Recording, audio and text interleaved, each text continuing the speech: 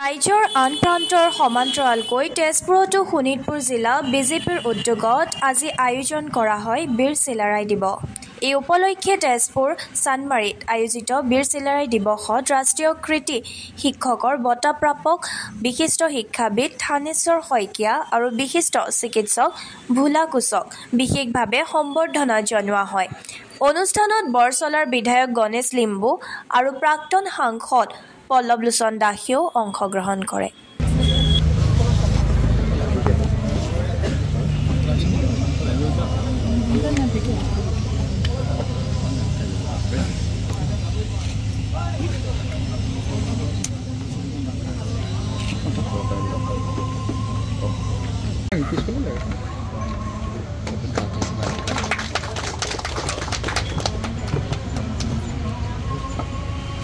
ইয়াৰ পিছতে মই এখন গামোচাৰে মই ভলা কৰাৰ পিছতে মই যি দুখন সম্বৰ্ধনা পত্ৰ আমি প্ৰস্তুত কৰিছিলোঁ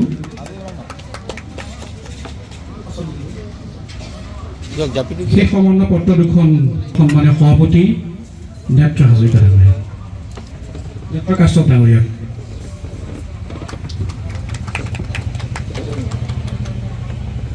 আজি ভাৰতীয় জনতা পাৰ্টি শোণিতপুৰ জিলাৰ উদ্যোগত আজি চান্দমাৰীত আমি বীৰ চিলাৰায় দিৱস উদযাপন কৰিছোঁ। ইয়াতে আমি দুগৰাকীকৈ কোচ সম্প্ৰদায়ৰ সন্মানীয় বিশিষ্ট ব্যক্তি আছে, তেখেতসকলক আমি সম্বৰ্ধনা জনাইছোঁ। সন্মানীয় বিশিষ্ট শিক্ষাবিদ থানেশ্বৰ শইকীয়া ডাঙৰীয়া আৰু তেজপুৰৰ বিশিষ্ট চিকিৎসক সন্মানীয় ভোলা কোচ ডাঙৰীয়া, দুয়োজন বিশিষ্ট ব্যক্তিকে আমি ইয়াত সম্বৰ্ধনা জনাইছোঁ। আৰু ইয়াতে আমাৰ মূল বক্তা হিচাপে আছে বীৰ চিলাৰায়ৰ ওপৰত কিতাপ লিখিছে তেখেতে বাইদেউ বিশিষ্ট সমাজ সেৱিকা বকুল ৰয় বাইদেউ আছে, তেখেত আমাৰ মূল বক্তা হিচাপে আছে আৰু আমি আজি ইয়াতে এই চিলাৰায় দিৱস উদযাপন কৰিছোঁ।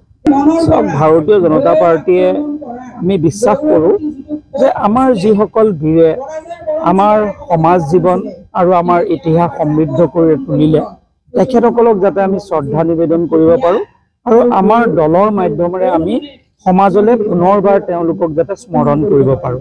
সেইবাবে এইবাৰ আমাৰ ৰাজ্যিক সভাপতি দিলীপ শইকীয়া ডাঙৰীয়া এটা নতুন প্ৰয়াস এইবাৰ আৰম্ভ কৰিলে যে বিশ্ব মহাবীৰ চিলাৰায় আপোনালোকে দেখিছে যে আমি 515 সংখ্যক ই জন্মবাৰ্ষিকী আমি সকলো জিলাত আয়োজন কৰিবৰ বাবে সিদ্ধান্ত লৈছোঁ। আমাৰ লক্ষ্য যে বীৰ চিলাৰায়ৰ লগত যাতে আমাৰ সাধাৰণ ৰাইজে বহু কথা নজনাকৈ থাকে এই কথাখিনি জানিব পাৰে।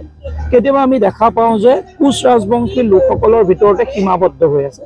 আমি সমগ্ৰ ৰাজ্যত বীৰ চিলাৰায়ক যাতে আৰু প্ৰত্যেকটো দলৰ কাৰ্যকৰ্তাই তেখেতৰ সম্পৰ্কে জানিব পাৰে আৰু তেখেতৰ আদৰ্শৰে অনুপ্ৰাণিত হৈ দলৰ বা সমাজৰ কাম কৰিব পাৰে, তাৰ বাবে এই কাৰ্যসূচী আমি গ্ৰহণ কৰিছোঁ। আজি শোণিতপুৰ জিলাও খুব সুন্দৰভাৱে এই অনুষ্ঠানৰ আয়োজন কৰিছে আৰু অসমৰ প্ৰত্যেকখন জিলাই আমাৰ 39খন সাংগঠনিক জিলা আছে, এই 39খন সাংগঠনিক জিলাত এই কাৰ্যসূচী আমি সফল ৰূপায়ণ কৰাৰ সিদ্ধান্ত লৈছোঁ আৰু ইতিমধ্যে কাৰ্যসূচী চলি আছে।